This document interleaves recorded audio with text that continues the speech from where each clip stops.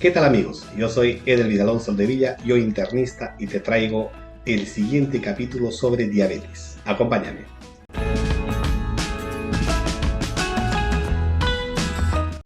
Esta guía está rescatada de la Asociación Latinoamericana de Diabetes. Cuenta con 14 capítulos, es del año 2019, cuenta con 14 capítulos, de los cuales hoy te traigo el capítulo número 9, Manejo farmacológico de la diabetes. Es un capítulo amplísimo, pero muy interesante y estoy seguro que va a ser muy importante para tu formación. ¿Cuándo y cómo debe iniciarse insulinoterapia basal o la insulinoterapia basal con insulina NPH en forma permanente comparado con análogos de acción prolongada, bolos de insulina? ¿Son recomendables las insulinas premezcladas en diabetes? ¿Cómo se debe aplicar la insulina? ¿Cuál debe ser el manejo de un paciente que esté fuera de este protocolo que se está proponiendo? Todos estos temas vamos a tratar en este capítulo. ¿Cuándo y cómo debe iniciarse insulinoterapia basal en las personas diabéticas? Se recomienda la insulina basal, NPH, glargina, detemir o degludec en la pauta nocturna, en pacientes clínicamente inestables, caracterizados por pérdida de peso en forma severa, cuando tengan síntomas de descompensación persistente y o cursen con cetonuria o un cuadro de cetoacidosis diabética o en cualquier etapa de la enfermedad. Estos pacientes suelen tener generalmente una hemoglobina glicosilada más del 9%. Esta es una recomendación de consenso. La insulina basal, entonces, como terapia puede iniciarse en pacientes que tienen una hemoglobina glicosilada más del 9%, fuera de meta, a pesar de tratamiento optimizado con cambio terapéutico en el estilo de vida y uno o más antidiabéticos orales. Estas serían las pautas para el inicio de la insulina basal. Es una recomendación A. Y para la insulinización basal se puede emplear insulina NPH o análogos de acción prolongada, tal como ya hemos comentado. Estos últimos dan los mismos beneficios metabólicos que la insulina NPH, pero con menor riesgo de hipoglicemia severa o nocturna. Y la insulina detemir podría asociarse con una menor ganancia de peso con otras insulinas de acción prolongada. Una recomendación B. Cualquier insulina basal entonces se puede asociar a fármacos orales. En nuestro medio, la gran mayoría de personas suele utilizar la insulina NPH, probablemente por su costo, y se debe iniciar una sola dosis al día, ya hemos comentado, nocturna preferentemente. Es una recomendación C. Dosis inicial para insulinización basal. Acá ya vamos a hablar de la dosis inicial. 10 unidades por día. Esa podría ser una pauta. Sin embargo, para nosotros poder establecer la dosis, esta se realiza con mayor exactitud, ¿ya? Hablando por unidades por kilo de peso por día. ¿Cuánto debo de dar a mi paciente? 0,2 unidades por kilo de peso al día. Esa sería la pauta. Debe titularse de acuerdo a la cifra de glucosa en ayunas. La frecuencia de contacto con el paciente debe ser alta, puesto que es importante y determinante el éxito de la terapia. Es fundamental estar paso a paso con el paciente que inicia terapia de insulinización basal. Es una recomendación C. Tiene que evitarse la inercia clínica en la transición a insulinización basal. O sea, el tratamiento tiene que ser personalizado, dado los beneficios demostrados por la insulinización oportuna. Si el paciente de entrada presenta una hemoglobina A1C mayor a 9%, se puede instaurar insulinización basal, pero simultáneamente, y se recalca permanentemente este tema, el cambio terapéutico en el estilo de vida tiene que establecerse. Esta es una recomendación B. Ahora, los agonistas GLP-1 con insulina glargina mejoran el nivel del control glicémico, sin causar aumento de peso, pero a la vez sus limitantes mayores son la náusea y el mayor costo. Esta es una recomendación de consenso. No emplear bomba de infusión continua de insulina para el tratamiento de la diabetes tipo 2. Esta es una recomendación de consenso. El empleo de bomba de infusión con insulina está establecido para pacientes que están con un cuadro agudo de la enfermedad propiamente o con un cuadro agudo de enfermedad por causas secundarias como la infección, la sepsis, la cetoacidosis, etc. Hay muchos estudios que suelen justificar las apreciaciones previas que esta guía nos brinda. El estudio 4T suele realizar una evaluación de la eficacia y de la seguridad a 3 años. 3 esquemas de insulinización en diabéticos que no alcanzaron metas solo con antidiabéticos orales. O sea, ¿qué es lo que hicieron? Adición de una insulina basal una vez al día, adición de insulina prandial 3 veces al día o adición de una insulina premezclada 2 veces al día. Los regímenes de insulina basal o premezclada produjeron menos ganancia de peso. El esquema de insulina basal produjo menos hipoglicemia que los otros dos regímenes. Otra opción, inclusión de una dosis de agonista GLP-1 a pacientes con una insulina basal. Esta insulina basal con o sin hipoglicemiantes orales. Aumenta el porcentaje de casos que alcanza una hemoglobina glicosilada A1C menor de 7% en un 55%, comparado con el 30% en este estudio. ¿Y qué ventajas más trae? No incrementa el peso corporal y además hay incidencia de hipoglicemia reducida. Su limitante mayor es la inducción de efectos adversos gastrointestinales, las náuseas por ejemplo, y además el costo aumenta. En otro estudio, la comparación entre el análogo de acción prolongada, insulina detemir e insulina NPH.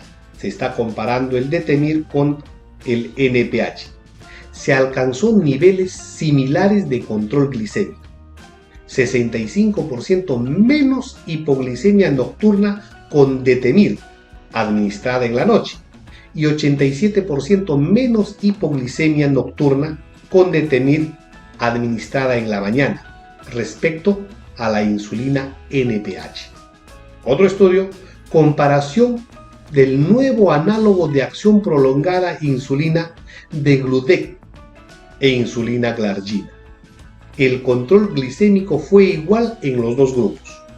La tasa ligeramente menor de hipoglicemias en el grupo de insulina degludec. Este es un estudio de metaregresión. Analizó relación entre la frecuencia de contacto, la dosis de insulina basal alcanzada y la reducción de la A1C en estudios de insulinización. La frecuencia de contactos telefónicos y personales fueron predictores fuertes e independientes de éxito de la terapia insulínica.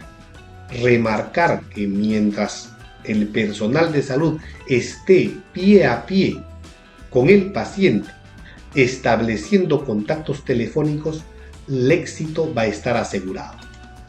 Ahora, la siguiente pregunta que nos toca responder: ¿es útil, seguro y costo eficaz utilizar insulinoterapia basal con insulina NPH en forma permanente comparado con los diferentes análogos de acción prolongada? Se recomienda el tratamiento con insulina NPH.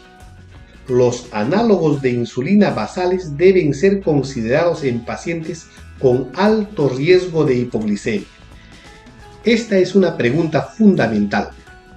¿Cuál es el perfil clínico de los pacientes que deben recibir bolos de insulina de acción rápida o esquema basal plus o premezclas de insulina en pacientes con diabetes que reciben insulinoterapia basal? O sea, tengo ya a mi paciente con insulina basal y requiero agregarle bolos de insulina prandial. ¿En qué momento? Entonces acá está la respuesta.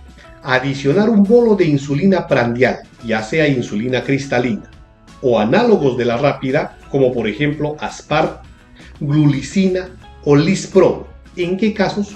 Cuando el paciente esté en terapia con insulina basal, con o sin antidiabéticos orales, y se encuentra fuera de meta de control metabólico. La progresión debe hacerse oportunamente. El paciente se encuentra fuera de metas a expensas de elevaciones glicémicas postprandiales. Si yo tengo insulina basal y las elevaciones postprandiales no se están regulando, tengo que agregarle estos bolos que estamos comentando. Y el otro punto para agregar los bolos está relacionado a los ajustes en la insulina basal. Estas no conseguirán llevar al paciente a las metas. ¿Qué quiere decir? Que pese a que nosotros hayamos realizado ajustes de la insulina basal, ¿ya? Estas glicemias no se mejoran en el paciente. Esta es una recomendación C. El primer bolo se puede adicionar indistintamente a la comida más grande o a la que procede de mayor elevación glicémica postprandial. Para eso hay que hacer glicemias postprandiales para ver dónde aplicar esta pauta que estamos comentando, que es una recomendación C. Iniciar con bolos prandiales de 4 unidades antes de la comida elegida. Ir titulando la dosis de acuerdo a las glucometrías 2 horas después de comer. Es una recomendación de consenso.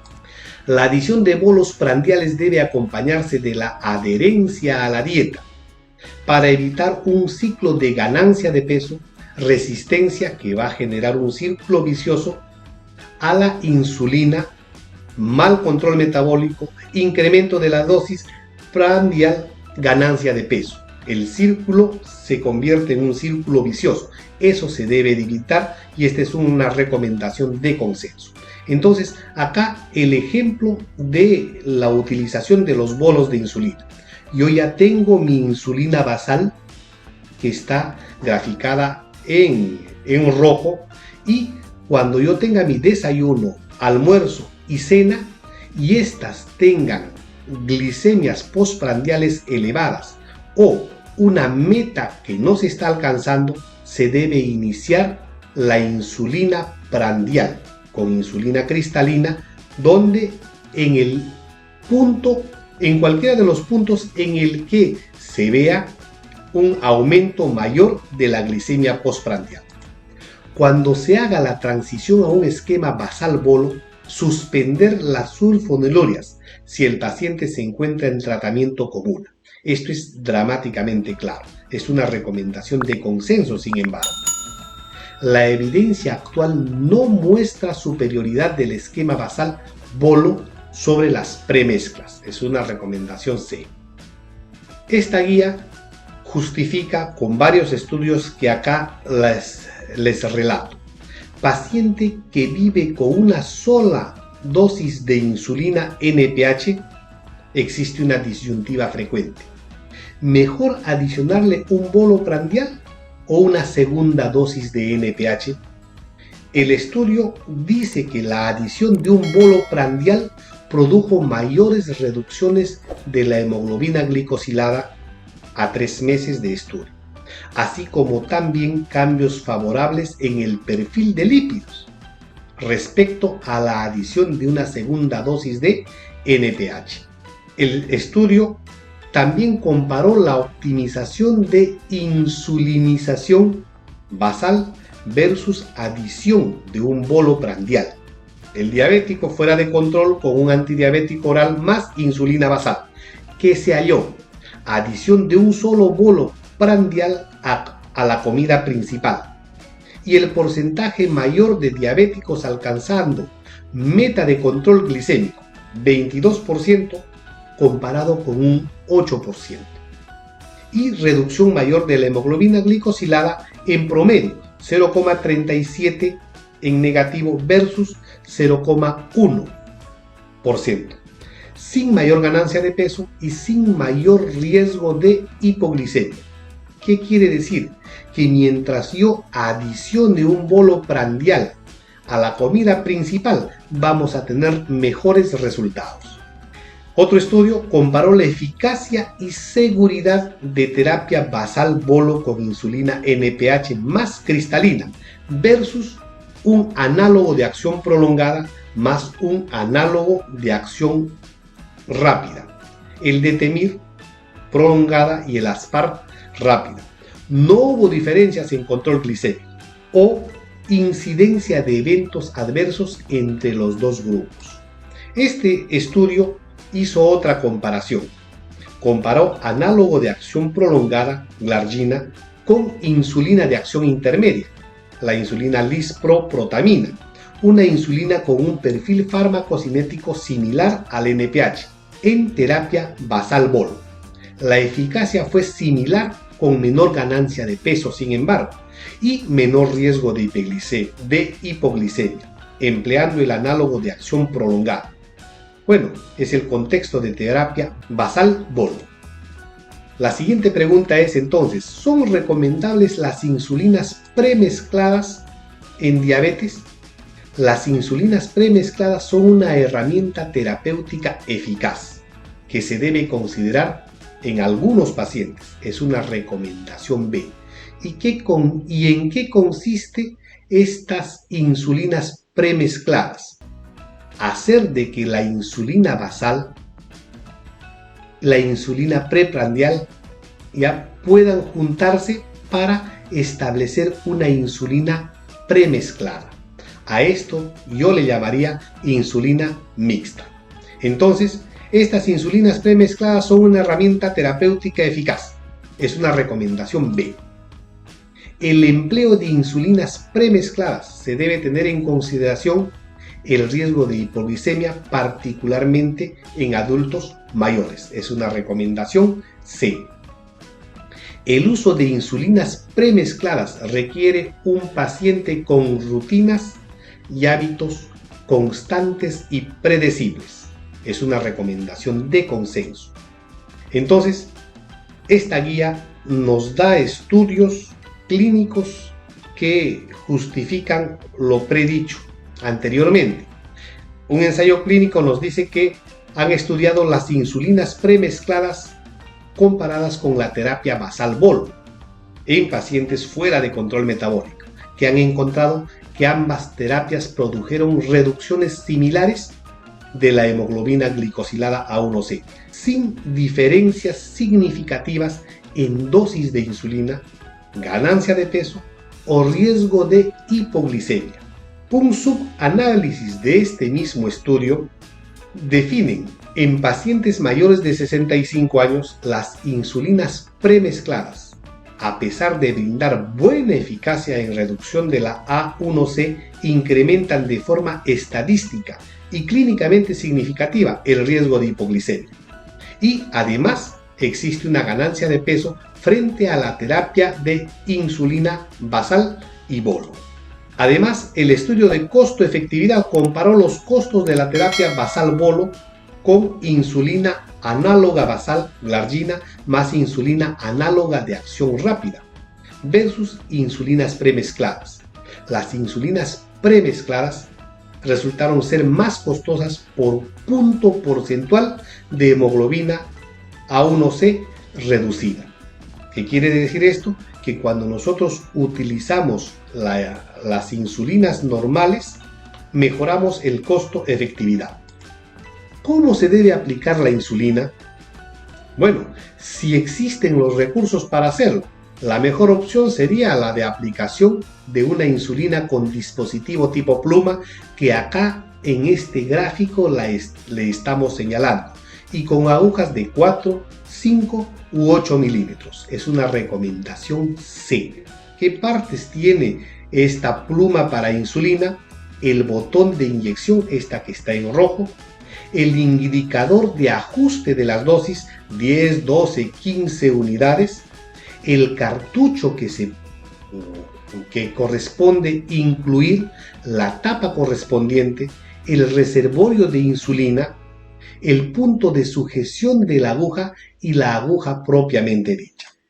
Si la aguja tiene 12 milímetros, paciente que forme un pliegue al hacer la aplicación de insulina, tal como nos dice la foto presentada.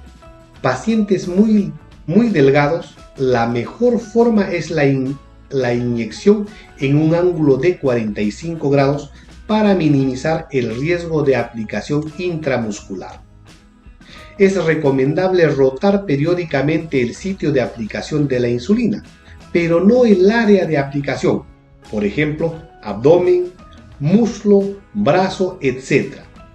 Desayuno y comida, cena y antes de acostarse. Podría ser esta la pauta de la rotación sistemática y organizada. Además, es recomendable no repetir el uso de jeringuillas de insulina o agujas para la pluma de aplicación de insulina. Es una recomendación de consenso. La justificación está relacionada a los estudios que realizan y estudios de percepción relacionada a los dispositivos en sí. Los pacientes han mostrado una menor percepción de dolor cuando el uso del dispositivo tipo pluma lo utilizan comparado a las jeringuillas convencionales. Otro estudio comparó la aplicación de insulina con agujas para dispositivos tipo pluma de diferente calibre y longitudes. Encontró igual control glicémico, igual pérdida de insulina, pero mayor preferencia por parte de los pacientes por las agujas de 4 milímetros, esto es evidente, de longitud calibre 32G respecto a las agujas de 5 u 8 milímetros de calibre 31G. Un estudio ecográfico mostró el grosor promedio del panículo adiposo, 14 milímetros en el área abdominal, 6 milímetros en el área lateral del muslo, 8 milímetros en el área superior del muslo, 14 milímetros en el área medial del muslo. El entrenamiento del paciente es fundamental. Tiene que aprender una técnica apropiada, tiene que hacer una selección de la longitud correcta de agujas, tiene que existir una posibilidad que reduzca el riesgo de inyección intramuscular o intracutánea. Este es un estudio muy interesante, es un estudio con insulina radiomarcada. El sitio de aplicación influye en la velocidad de absorción de la insulina aplicada, significativamente más rápida en abdomen que en muslos o brazos. La rotación constante del área de aplicación podría resultar en una farmacocinética errática de la insulina aplicada. Otro estudio nos indica que la incidencia de lipodistrofia no se relacionó con la longitud de la aguja, ni con el género, ni con el uso de pliegues, ángulo de aplicación, aseo del área de aplicación o tiempo que se toma la inyección.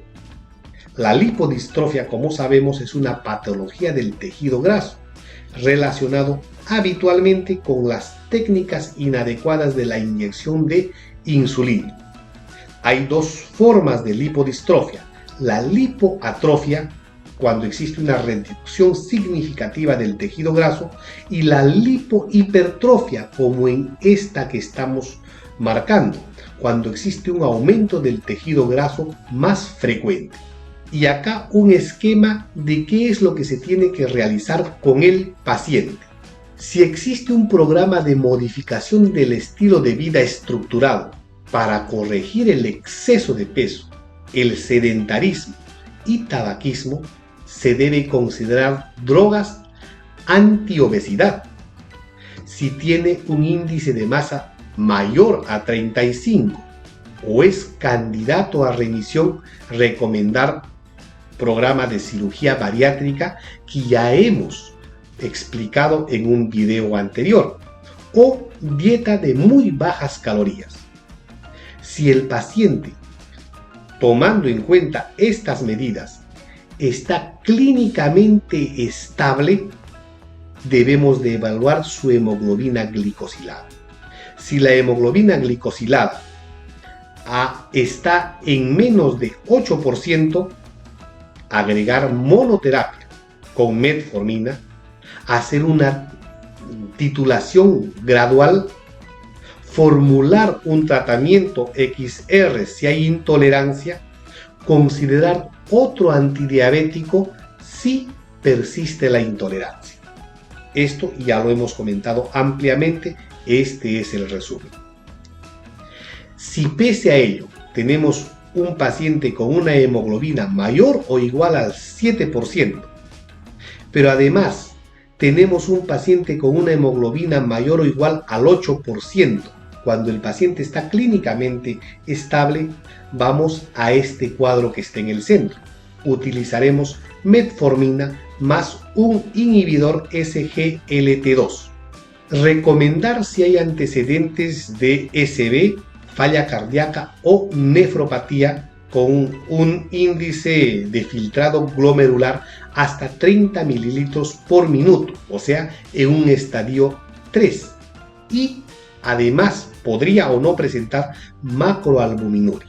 Utilizar metformina más un inhibidor de DPP4 en los casos en el que el paciente esté con obesidad o tenga una edad mayor a 75 años o tiene una falla renal avanzada, una tasa de filtrado glomerular menor a 30 mililitros por minuto. ¿En qué casos podríamos indicar metformina más un antagonista GLP-1? Recomendar si hay obesidad con un índice de masa corporal mayor a 30 o antecedente de SB. ¿En qué casos utilizar metformina más sulfoniluria de segunda generación? Aceptable si no es posible otras de las opciones anteriores. Siempre tener en cuenta y vigilar la hipoglicemia. Si nosotros tuviésemos, pese al tratamiento que se está estableciendo, una hemoglobina glicosilada mayor a 7%, se podría probar la triple terapia antidiabética oral. Metformina más el inhibidor SGLT2 más inhibidor DPP4. Recomendar triple oral antes de inyectable. O la metformina más un inhibidor SGLT2 más un antagonista GLP-1, recomendar si persiste la obesidad. En ambos casos, si no logramos la meta a la que hemos trazado en nuestros pacientes y continuamos con una hemoglobina glicosilada mayor a 7%, 2 a 3 antidiabéticos orales más el inicio de la insulina basal. Preferir cuando hay pérdida de peso, por ejemplo, acercándose a un índice de masa corporal menor a 25 kilogramos por metro cuadrado o inestabilidad clínica. Si pese a ello tenemos el paciente con una hemoglobina mayor a 7%, o sea, no ha bajado nada, la insulinización basal más un antagonista GLP-1. Recomendar si persiste exceso de peso. O insulina basal más bolos de insulina rápida. Recomendar si progresa pérdida de peso o existe inestabilidad clínica. Bueno, esto cuando tenemos a un paciente clínicamente estable. Pero si tenemos a un paciente que no está clínicamente estable, por el contrario, presenta pérdida de peso reciente, cetonuria, muy sintomático desde el punto de vista metabólico y además deshidratado, se debiera iniciar insulina basal.